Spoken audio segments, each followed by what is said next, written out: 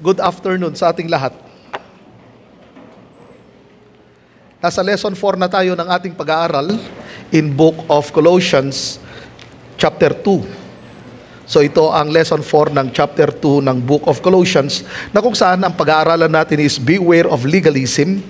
Christ is the reality behind the shadow. Ano nga ba ang legalism?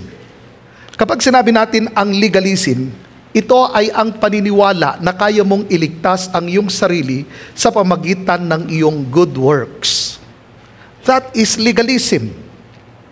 Na kaya mong maligtas sa pamagitan ng iyong pagsunod sa Panginoon. That is legalism. So ikaw ay lumalabas mismo sa grasya ng Panginoon. Ngayon, kung titignan natin sa Bible, ang mga apostol, lalong higit sa lahat si Apostle Paul, mahigpit niyang tinututulan ang legalism. Halimbawa na lamang, sa Galatians chapter 3. Ano ang sinabi ng Apostle Paul sa mga taga-Galatia? Dahil that time, ginapang ng mga Judaizer, ng mga false teachers ang church ng Panginoon. Na sinasabi mismo ng mga false teachers na ito, para kayo ay maligtas, kailangan nyong i-practice ito, kailangan nyong gawin ito. Alam niyo tawag mismo ni Apostle Paul sa mga mananampalataya that time? Ang sabi niya, you foolish Galatians. Mga mangmang kayo. Bakit yon ang kanyang sinabi? Dahil itong mga taong ito, itong mga mananampalatayang ito, na napaniwala sila na kaya nilang i-please ang Panginoon sa pamagitan ng pagsunod sa law ng walang relationship sa Diyos. Na ang point doon, nakafocus sila sa self-effort at hindi sa grace effort. Tandaan natin na ang legalism ay mayroong iba't ibang itsura. Ang isa sa mga itsura ng legalism is salvation by works. Kung narinig na ninyo siguro yung faith plus good works equals salvation, that is legalism. Kanilang itinatanggi ang finished work ni Jesus Christ. Kasi ang salvation by works ay nagpapakita na hindi sapat ang finished work ni Jesus Christ. Kaya meron nagsasabing, kaya kong iligtas ang sarili ko sa pamagitan ng pagsunod ko sa 10 utos, sa pamagitan ng pagsunod ko sa mga rituals, sa pamagitan ng mahabang panalangin ko. That is salvation by works. Ang isa sa mga itsura ng legalism is holiness by rules. Kaya kong maging banal sa pamagitan ng pagsunod ko ng walang relationship. Tignan ninyo ang mga Pariseyo. Anong sabi ng Panginoong Hesus sa kanila? Kayo'y katulad ng isang libingan, malinis sa panlabas, maputi sa panlabas, pero ang loob nito ay bulok. So ang holiness by rules, simple lamang yan. Matatawag natin itong hypocrisy. Nag-i-start kasi sa panlabas, hindi sa panloob. Tandaan ninyo, ang holiness ay hindi galing sa good works natin. Ang righteousness hindi galing sa good works natin. Kung titignan ninyo ang 2 Corinthians chapter 5 verse 21, ang sabi roon na tayo ay itinuring na matuwid. Idiniklara tayong matuwid sa pamamagitan ni Hesus Kristo, hindi sa pamamagitan ng gawa natin. Dahil mismo ang sabi ng salita ng Panginoon na hindi natin kayang abutin ang standard ng Diyos. At ang ating pinakamatuwid na gawa ay katulad lamang ng basahan sa harapan ng Diyos. So usapan na ron yung pagiging matuwid ng isang tao. Na kahit anong gawin mong pagiging matuwid, pagiging relihiyoso apart from Christ, impossible na ikaw ay maging matuwid. Dahil ang nakaabot lamang sa standard ng Diyos ay walang iba kundi si Jesus Christ. Ang kanyang finished work. Kaya nga, hindi kaya ng mga rules ang sa pamagitan ng pagsunod natin para tayo ay maging banal. Hindi natin kayang maging banal sa pamagitan ng pagsunod natin sa mga rules, sa mga pagsunod sa Mosaic Law. Tayong mga mananampalataya, tayo'y pinabanal dahil kay Kristo. So, kung titignan na natin, ang biyaya ng Diyos ay malaking kaibahan sa legalism. Tayo, sumusunod tayo dahil mahal natin ang Diyos. Pero sa legalism, sumusunod para mahalin ng Diyos. Malaki yung pagkakaiba niyan. Sa grasya, sumusunod ka dahil mahal mo ang Diyos. Sa legalism, sumusunod ka para mahalin ka ng Diyos. It's all about performance. So legalism is obedience without relationship. Grace is obedience from relationship. Napansin yung kaibahan? Sa mga Pariseyo, ang kanilang pagsunod sa Diyos, pagsunod sa mga laws, ginagawa nila ang lahat ng ito, nagpe-perform sila, pero wala silang relationship, wala silang ugnayan sa Diyos. Pero ang mga mananampalataya, tayo'y sumusunod sa Kanya dahil mahal natin ang Diyos. Nauunawaan natin ang pag-ibig ng Diyos at ang grasya ng Diyos. Ngayon, kung titignan natin, sa chapter 2, verse 16 to 17, mayroong dalawang katotohanan na itinuro si Apostle Paul. Katotohanan na kung saan ay kailangan na maging maingat tayo, baka mahulog tayo sa legalism. Ano ang katotohanan ito? Tingnan natin muna ang verse 16. Kaya nga, huwag na kayong padadala sa mga tao na nagsasabi sa inyo kung ano ang hindi dapat kainin o inumin, o kung ano ang dapat gawin tuwing kapistahan, pista ng pagsisimula ng buwan o araw ng pamamahinga. So anong pinupunto nito? Ano ang katotohanan na itinuturo rito? Number 1, true holiness is not measured by rules. Ano ba ang tinuturo ng mga false teachers? Sinasabi ng mga false teachers na ito, kailangan sumunod kayo sa mga religious rituals para kayo ay maging banal. Yun ang kanilang sukatan. So tinuturuan mismo nila ang mga mananampalataya na dapat sumunod sila sa mga dietary laws, kung ano yung mga dapat pagkain, ano yung mga dapat kainin, ano yung mga dapat inumin nila, yung mga religious festivals, mga Sabbath observances. Sabi nila, para kayo ay maging kalugod-lugod sa harapan ng Diyos, dapat sundin ninyo yan at kayo ay magiging banal. Ngayon, tignan ninyo ang sinabi mismo ni Apostle Paul. Balikan natin sa verse 16. Tignan nyo yung unang salita. Kaya nga. Bakit ginamit niya yung word na kaya nga? Nung kami ay high school, pag meron kaming experiment, sa bandang huli, yung conclusion, I therefore conclude. Ginagamit pa rin ba ngayon yun, yung word na yan? I therefore conclude. Ngayon, tignan ninyo, therefore, o sa Tagalog, kaya nga. Ibig sabihin, connected ito sa verse 13, 14, and 15 ng chapter 2. Hindi disconnected itong verse 16, kasi yung word na ginamit, kaya nga, therefore. So bakit ito, or bakit sinabi na Apostle Paul ang salitang kaya nga? Kasi nga, yung paniniwala, or dahil napaniwala ang ilan sa kanila, na kailangan mag-perform kami para kami ay maging banal. Kailangan i-practice namin ang mga dietary laws upang kami ay maging banal. Pero sabi ng Apostle Paul, kaya nga, so kung titignan natin ngayon, ang verse 13 bago sa verse 16, bago sinabi ng Apostle Paul, therefore, sa verse 13, kanyang sinabi sa kanila, ang lahat ng inyong mga kasalanan ay pinatawad na ng Diyos. Hindi ang ilan sa kanilang mga kasalanan, kundi lahat ng kanilang mga kasalanan. So sila'y itinuring na matuwid dahil sa finished work ni Jesus Christ, tinanggap nila ito sa pamagitan ng pananampalataya, hindi sa pamagitan ng pagsunod sa mga laws.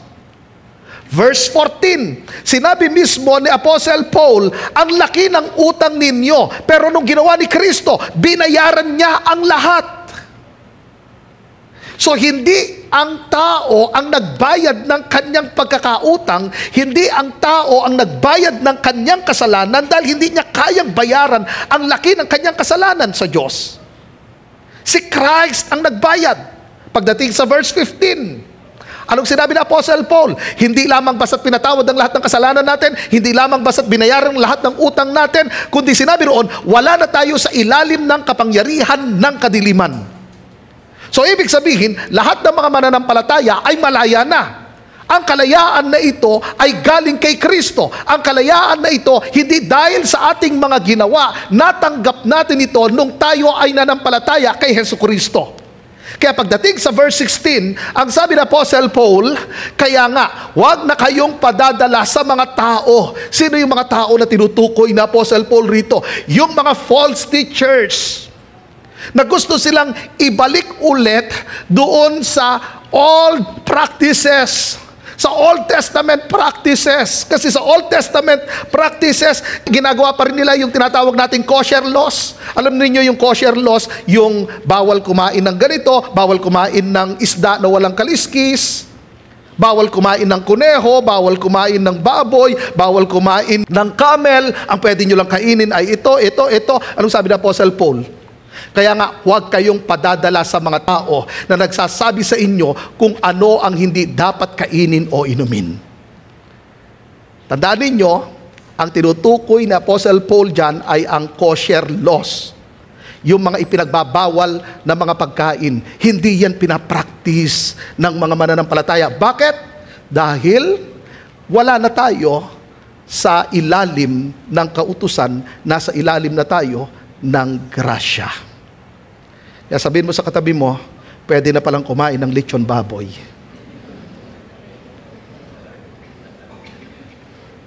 So napansin ninyo, sa legalism, para maging matuwid ka, kailangan gumawa ka ng gumawa ng good works. Sa grace, nung nanampalataya ka, idiniklara kang matuwid. At dahil ideklara kang matuwid, lumalakad ka ngayon sa kalooban ng Diyos. So napansin ninyo, sa grace, nag-start sa heart dahil na-transform ang ating heart. At dahil nagkaroon ng transformation ang buhay natin, lumalakad tayo ngayon sa kalooban ng Diyos. Ang legalism, kailangan kong mag-perform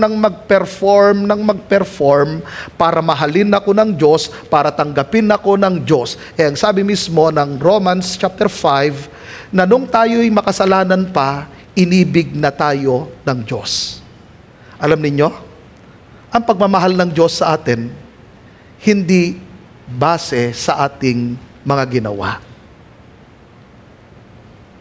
Minahal na tayo ng Diyos, pinili niyang mahalin tayo sa kabila ng ating pagkakasala, sa kabila ng katigasan ng ating ulo, pinili ng Diyos na ibigin tayo. Kaya pag naiintindihan mo yan, hindi ka na mahuhulog sa performance base. Kaya sinabi mismo ni Apostle Paul, kaya nga huwag na kayong padadala sa mga tao na nagsasabi sa inyo kung ano ang hindi dapat kainin o inumin, o kung ano ang dapat gawin tuwing kapistahan, pista ng pagsisimula ng buwan o araw ng pamamahinga. Ito yung sinasabi kasi ng mga Judaizer, kailangan yung i-practice ang mga festivals na ito, ang mga Passover. Kailangan yung i-practice ang mga ito. Sabi na Apostle Paul, hindi na. Hindi nyo na kailangan i-practice yan. Bakit? Dahil kayo'y malaya na, kayo'y itinuring ng matuwid ni Jesucristo. Kaya nga ang ginamit niya roon therefore do not let anyone judge you. Kaya sinabi ng Apostle Paul, huwag nyo ngayaan, judge kayo ng mga taong ito kasi ang kanilang batayan, ang kanilang pamantayan, ang kanilang standard ay yung mga laws na yan. Ang sabi mismo ni Apostle Paul, ang ating standard si Jesus Christ. Kasi wala naman talagang hindi natin kaya talagang abutin ang standard ng Panginoon Yun naman talaga ang sabi ng Bible Ang lahat ay nagkasala, walang matuwid kahit isa. Hindi tayo nakaabot sa standard ng Diyos. Pero naka-perfect niyan ang ating Panginoong Hesus nung siya ay nagkatawang tao. So dahil siya ang ating representative, nung tayo na nampalataya sa Kanya, so ibig sabihin, naabot na ang standard na yon sa pamagitan ng finished work ni Jesus Christ. Verse 17, anino lang ang mga ito nang inaasahan noon na darating, at si Kristo ang katuparan nito. Ito ang pangalawang katotohanan. Christ is the reality behind every shadow. So ano bang ibig sabihin ng shadow? Ano bang ibig sabihin ng anino? Actually, nung ginamit mismo ni Apostle Paul ang salitang anino, ginamit niya yung word na skia. Ang ibig sabihin is reflection or representation. Na kanyang ibig sabihin rito, kung titignan natin, ang mga rituals, ang mga kapistahan, ang araw ng pamamahinga, ang mga batas tungkol sa pagkain at inumin, ay mga anino lamang yon. Yun ang sinasabi ni Apostle Paul, mga anino lang yun. Yun ay reflection, yun ay representation. Hindi sila mismo ang realidad. Anino lamang yun. Dito natin makikita na itong mga ito ay mga simbolo lang. At ang katuparan ng lahat ng ito, walang iba kundi si Jesucristo mismo. Ngayon, bakit sinabi roon katuparan? Balikan natin yung verse 17. Kasi tingnan niyo yung sinabi niya rito. At si Kristo ang katuparan nito. So, halimbawa dyan, ang Passover. Ang Passover sa Old Testament, yun ay anino lamang. Yun ay representation. Ibig sabihin, meron yung tinatawag na realidad. Nakukuha ninyo? Merong realidad. Ngayon, nung ginamit niya kasi yung word na reality, ang word na reality mismo sa Greek ay soma. Kaya maganda yung pagka-translate, yung ginamit mismo ng King James Version, ginamit niya, yung kanyang tin-translate, hindi reality, ang ginamit niya, body. Kasi una, anino, then pagkatapos, body. Nakukuha ninyo? Skia, soma. Skia, anino, soma, body. Okay, ulitin ko, ang skia, anino. Ano ang skia? Ano yung anino na kanyang tinutukoy? Yung mga Paskwa or yung mga Passover, yung kosher laws, yung mga Sabbath days. Ngayon, nung ginamit niya yung reality, yung word na soma, body. At sino yung soma na tinutukoy? Walang iba kundi si Jesus Christ, katuparan, ang ating Panginoong Hesus. So, tignan natin muna ang skia. Yung mga skia na ito na kanyang tinutukoy, katulad ng Passover, yun lang ay anino. Ang Passover, makikita natin sa Book of Exodus na kung saan ipinag-utos ng ating Panginoon na ang lahat ng pamilya ay magkatay sila ng lamb or goat. At yung blood ay kanilang ipapahid sa hamba or sa pintuan. Ngayon, ang sabi mismo ng Panginoon, kapag nakita ko ang blood, I will pass over you. Kaya doon nakuha ang Passover. Lalampasan ko kayo. Ngayon, pag hindi niya nakita ang blood, mamamatay ang panganay na lalaki. Kaya tignan niyo ang mga Egyptians, nangamatay ang lahat ng kanilang mga panganay na lalaki. Maging mga hayop, namatay. So ano ang tinuturo nun? Yung blood na yon at yung lamb na itinuturo roon, walang iba kundi si Jesus Christ. Yun ay anino lamang. Kaya nga, nung dumating si Jesus Christ, nung siya'y nagkatawang tao, ano ang sabi ni John the Baptist? Masdan ninyo ang kordero ng Diyos na nag-aalis ng kasalanan ng sanlibutan. So, ipinakita niya na ngayon ang reality. From skia to soma. Anino, ipinakita niya na ngayon ang realidad. So, hindi na pinapractice yung kailangan ka pang mag-offer para patawarin ka ng Diyos. Ngayon, hindi lamang yon. That time, pinapractice rin nila ang Sabbath. Sa Sabbath, hindi ka pwedeng magtrabaho. Ang Sabbath ay ikapitong araw, Sabado yon.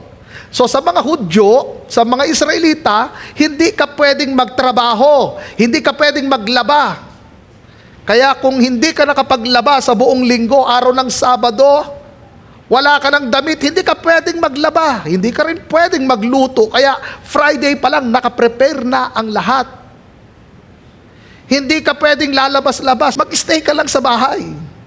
Ngayon, babalik ulit tayo. Sabi ng Bible, yun ay anino lang. Sabihin mo sa katabi mo, anino lang yon. Ngayon, sino ang realidad? Si Jesus Christ. Kasi ang purpose ng Sabbath day ay pamamahinga. Nung sinabi mismo na Apostle Paul na si Kristo ang realidad, then maliwanag yung sinabi ng Panginoong Hesus na siya ang Panginoon ng Sabbath. Ibig sabihin, si Kristo mismo ang makapagbibigay sa atin ng kapahingahan. Yun ang sinabi mismo ng Matthew chapter 11 verse 28. Halika kayong lahat ng mga napapagal at nabibigatan sa inyong pasanin, at bibigyan ko kayo ng kapahingahan sa inyong mga kaluluwa. Yung mga ceremonial laws, yun ay anino. Alam nyo, everyday merong paghahandog, liban pa sa once a year, everyday merong paghahandog ng mga hayop, merong mga pagsasakripisyo.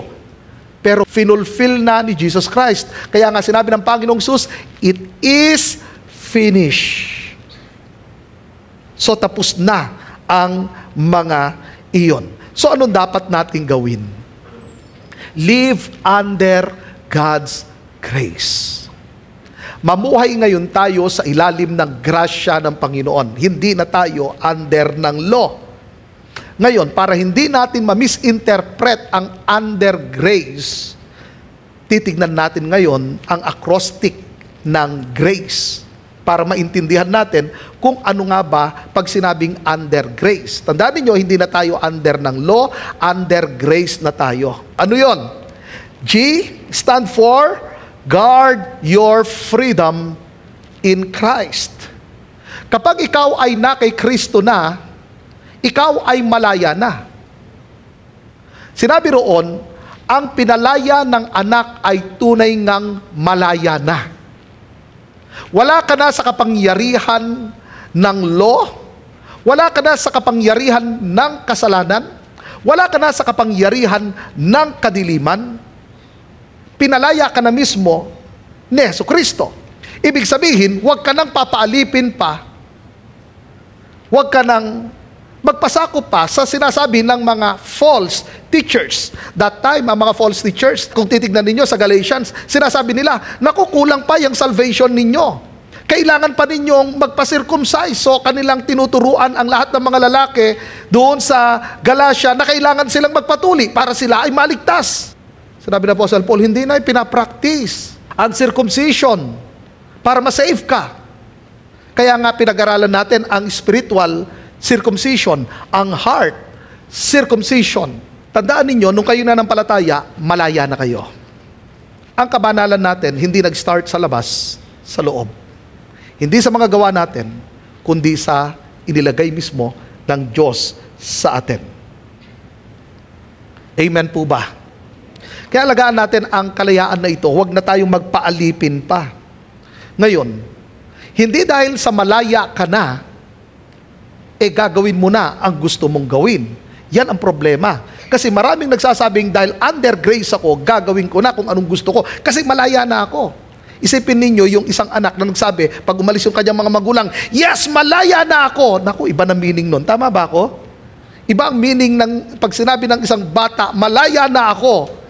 Naku, gagawin niya na ang gusto niya nun.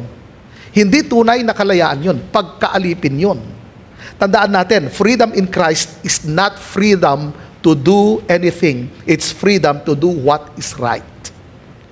Yun ang tunay na kalayaan. Hindi yung kalayaan na gumawa ng gusto natin, kundi kalayaan na gumawa ng tama. So, ibig sabihin, nakakalakad tayo ngayon sa kalooban ng Diyos dahil tayo ay malaya na. Dahil meron na tayong ugnayan mismo sa ating Panginoong Jesus. Letter R. Rely on Christ's finished work. Kasi yun ang sabi ng Bible si Kristo ang katuparan nito. So tapos na, wala na tayong idadagdag. Ngayon, marami pa ring mga tao ang naniniwala para mapalapit sila kay Lord at para mapatawad sila, kailangan muna silang makabawi kay Lord. Narinig nyo na ba ito? Ay, mag-church ako bukas para naman makabawi ako kay Lord. So nakabase ka na ngayon sa iyong gawa, hindi sa finished work ni Jesus Christ. Sabi ng iba, ay pagtriplehin ko yung pag-attend ko ng church, bukas magtatatlong service ako kasi nakatatlong absent ako nakaraan para makabawi ako kay Lord. Nakabase ka na ngayon sa iyong gawa, hindi sa finished work ni Jesus Christ. Nakabase yon sa performance. Kailangan kong mag-pray ng matagal para mapatawad ako ng Diyos, para tanggapin ako ng Diyos.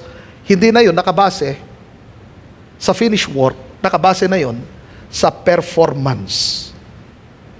Tandaan ninyo, sa finished work, Kapag nagkasala tayo, i-confess natin yung ating pagkakasala. 1 John 1:9, na kung tayo nagkasala, i-confess natin ang ating kasalanan at patatawarin tayo ng Diyos. So, ibig sabihin, hindi ko kailangang lumuhod doon sa baba, papunta rito sa altar para patawarin ng Panginoon. Ang sabi ng Bible, i-confess ko ang aking kasalanan sa Panginoon. Usapan doon yung mga anak na, yung mga nanampalataya. Minsan nahuhulog tayo sa performance base. Hindi kasi natin ine-earn ang forgiveness. Ang forgiveness ay gift, hindi siya reward. Hindi natin pinagtrabahuhan ang forgiveness. Yan ay grace. Kaya dapat lagi tayong mag-rely sa finished work ng ating Panginoong Hesus. Lahat nakabase sa ginawa ng ating Panginoong Hesus. Kaya huwag mo nang dagdagan ang mga tinapos ni Kristo. Amen? Kaya huwag nyo nang sabihin pa na para makabawi ako kay Lord. Mag-church ako bukas para makabawi kay Lord. Performance-based yan. Letter A, avoid empty rituals. Sinabi ng Bible, anino lang ang mga ito. So ngayon, ano ba yung mga empty ritual sa panahon natin ngayon?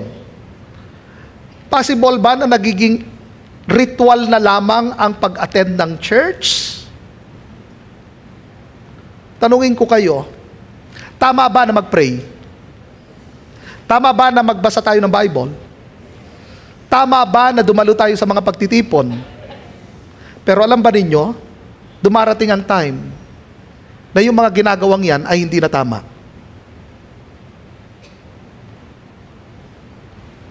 Parang, ha?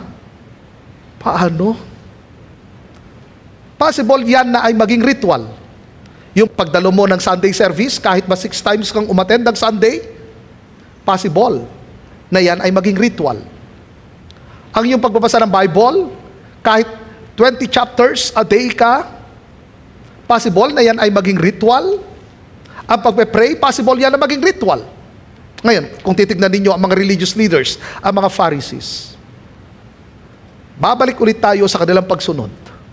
Sila nga twice a week silang nagfa-fasting. Hindi yan once a week, twice a week nagfa-fasting. Faithful sila sa kanilang pag-iikapo. Pero nung tawag ng Panginoong Hesus sa kanila, hypocrites. Mga ipokrito kayo. Tama naman ang mag-fasting. Tama naman ang mag-ikapo. Tama naman ang mag-pray. Dahil naging ritual itong mga bagay na ito. Itong magagandang bagay na dapat i-practice ay naging ritual sa kanila. Dahil alam ninyo, ang gusto ng Lord ay ang iyong heart. Alam ng Diyos kung anong nasa heart natin. Kailangan bang meron akong patunayan sa Diyos para tanggapin ako ng Diyos? Kailangan ko bang meron akong patunayan para mahalin ako ng Diyos? Mahal ka na ng Panginoon noon pa man. Sabihin mo sa katabi mo, mahal ka na ni Lord noon pa man.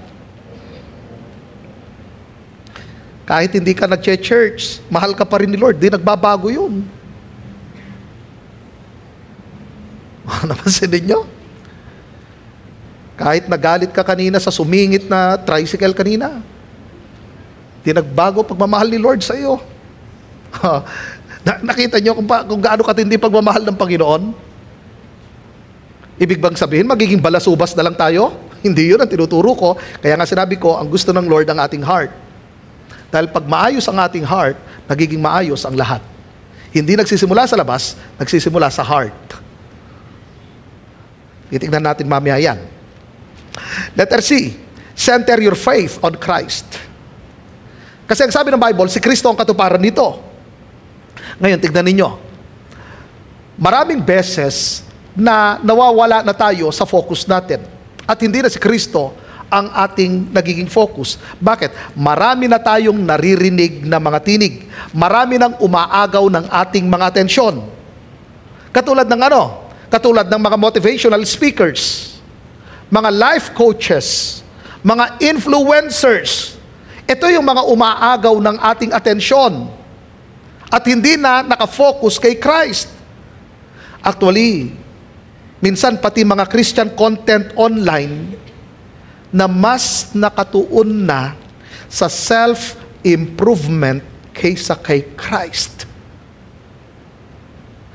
Mayroong mga content or mga Christian na content creator na nakafocus sa self-improvement, hindi Christ-centered ang message.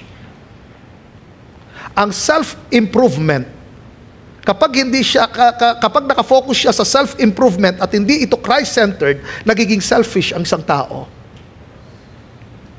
Na dapat ang lahat ng bagay na ginagawa natin nakasentro kay Christ. Kaya nga makikita natin yon sa chapter 3 ng Colossians. Lahat ng ginagawa dapat natin, ginagawa natin para kay Kristo. Sa loob ng church, sa labas ng church, sa pagigitungo natin sa ating kapwa, ginagawa natin ang lahat para kay Kristo. Sa aking pagtatrabaho, sa aking pag-aaral, ginagawa ko ang lahat para kay Kristo. Ibig sabihin, nakasentro mismo ang lahat kay Christ. Hindi sa akin, hindi sa iyo, hindi sa sarili. Kay Christ. So possible pala na kahit ang ganda-ganda ng sinasabi, pero kung yan ay self-improvement, delikado. Kasi sa self-improvement, kasi ganito kaya kong ayusin ang sarili ko apart from Christ. Kaya kong baguhin ang sarili ko apart from Christ. Kaya nga sa legalism, kaya kong maging banal apart from Christ. Kaya kong makasunod at maabot ang standard ng Diyos apart from Christ. That is legalism. So ang lahat ay dahil sa grasya ng Panginoon. So kapag si Kristo na ang sentro ng ating pananampalataya, ganito ngayon. Ang decision na natin ay hindi na nakabase sa uso. Nakabase na sa salita ng Diyos. Ang identity natin, hindi na siya nakabase sa mga likes, kundi sa sinasabi mismo ng salita ng Diyos. Nakabase na tayo sa pagmamahal ng Diyos sa atin. Yun yung kahalagahan na maintindihan natin, maunawaan natin ang pagmamahal ng Panginoon. O ilan pa sa inyo merong mga social media? Merong FB. Pakita sa kamay, merong mga FB rito. Dumating pa sa point na parang nagtatampo kayo dahil yung mga friend ninyong nilalike nyo naman, niha-heart nga ninyo. Pagkatapos pag kayo nag-post, wala man lang heart. Parang tingin mo, baba naman, ka-cute-cute ko pa naman doon sa post ko na yun. Kasi gusto mo, para tanggapin ka ng maraming mga tao, makatanggap ka ng maraming mga likes. Hindi na dapat nakadepende roon ang identity mo. Saan nakadepende? Sa pagmamahal mismo ng Diyos sa inyo. Kaya nga pa ulit-ulit ko binabanggit kanina, ang love ng Diyos sa atin. Kaya ngayon, ang ating identity, kapag kayo nag-post, kahit walang nag-heart, huwag kayong uhaw sa mga likes. Nakabase na sa love ng Diyos. Hindi lang yon. Ang direksyon ng buhay natin, hindi na nakadepende sa pakiramdam natin, kundi sa katotohanan. Ano ang sinasabi ng salita ng Diyos? Kaya yun ay napakahalaga sa atin. And letter E, express gratitude for grace. Ngayon, eto na yung sinasabi ko kanina, na possible na ang aking pag-church, dahil tama naman talaga mag-church, tama naman talaga mag-pray, tama lang naman talaga na magbasa tayo ng Bible, pero minsan nahuhulog na sa ritualism. Bakit? Dahil nakafocus na tayo sa performance, hindi sa pasasalamat. Dahil ang tamang tugon ay hindi performance, ang tamang tugon ay pasasalamat. Tanong ko sa inyo, bakit kayo nagbibigay sa Panginoon? Dahil sa performance or dahil sa pasasalamat ninyo sa Panginoon? Ba't kayo nag-church? Dahil obligasyon or dahil ito ay sa pasasalamat ko sa Panginoon? Ba't tayo nagpe-pray? Dahil ba kailangan? or dahil sa ito ay pribilehyo. Malaki ang kaibahan nun. Kaya tignan mo, majority ng mga Kristiyano naniniwala na mahalaga ang prayer. Pero tanungin mo rin, kung sila ay consistent na nagpe-pray, majority dyan, hindi consistent na mag-pray. Alam naman nila na kailangan ang prayer. Alam naman nila na tama ang prayer, kakusana. Kaya kailangan nating tingnan sa grasya ng Panginoon. Nagpe-pray ako, hindi dahil kailangan, nagpe-pray ako dahil ito ay pribilehyo na makausap ang Panginoon. Napansin niyo pagkakaiba?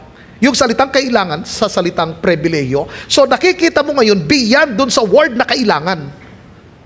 Nakikita mo ngayon na ito'y isang pribilehyo. Isipin mo, ang kausap mo ay ang hari ng mga hari. Ang creator ng heaven and earth. Meron kang access sa Father. Yun ay isang pribilehyo. So kung yun ay nakikita mo mismo sa grasya ng Panginoon, sa lens ng grace ng Panginoon, then hindi pabigat ang pagpe-pray. Ang paglilingkod. Ba't tayo naglilingkod? Hindi na dahil sa obligado, kundi dahil overflowing ang puso natin. Nag-uumapaw sa puso natin ang pasasalamat. Dahil tignan ninyo, nung kausap ng Panginoong Hesus si Peter, at sinabi niya, Peter, mahal mo ba ako? Anong sagot ni Peter? Yes, Lord, mahal ko po kayo. Then anong sinabi ng Panginoon? Pakainin mo ang aking mga tupa. Paglilingkod. Pero anong magtutulak? Ang love. Hindi obligation. Pag obligation, nakakapagod. Nakakapagod yan. Pero pag love, hindi nakakapagod ang love. Hindi ka magsasawang gawin yun kasi mahal mo eh. Kaya nga, ang tanong ng Panginoon, mahal mo ba ako? Hindi sinabi ng Lord, mahal mo ba sila? Kaya mo bang i-sacrifice ang buhay mo para sa kanila? Hindi. Ang tanong, mahal mo ba ako?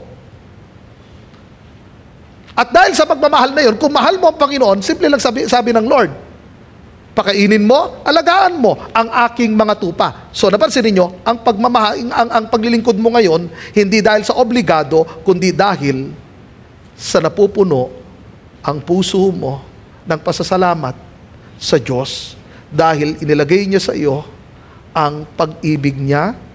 Una sa lahat, dahil ikaw ay pinatawad niya, ikaw ay tinanggap niya, meron kang buhay na walang hanggan. So, natural na lamang na maglingkod ka sa Panginoon. Hindi na siya sapilitan. Kaya mga kapatid ko, dapat lumakad tayo sa grasya ng Panginoon. Ang pag-attend natin sa church, dahil pasasalamat natin sa Lord. Ang paglilingkod natin, dahil sa pagliligtas niya sa atin, napupuno ang puso natin na magpasalamat sa Kanya. Ang pagkikipag-fellowship natin, dahil sa punong-puno tayo ng pasasalamat sa Panginoon, inibig niya tayo ng walang hanggang pag-ibig, natanggap natin ang kapatawaran nung tayo nananampalataya sa Kanya.